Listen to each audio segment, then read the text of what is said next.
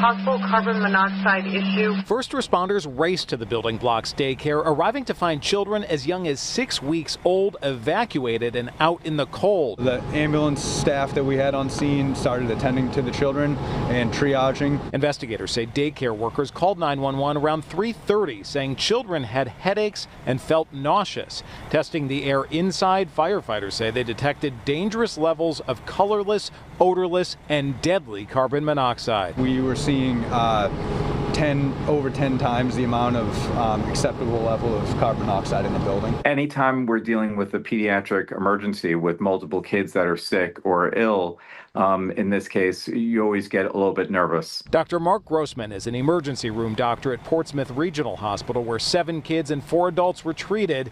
He says he worried most about the young children. And the problem really with kids is they can be affected disproportionately. They breathe faster on a regular basis.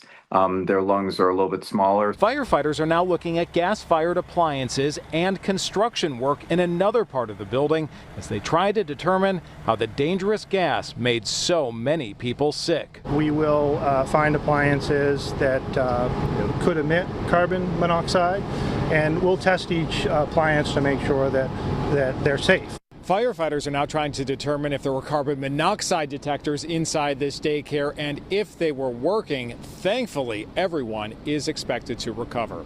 In Kittery, Maine, John Atwater, WMUR News 9.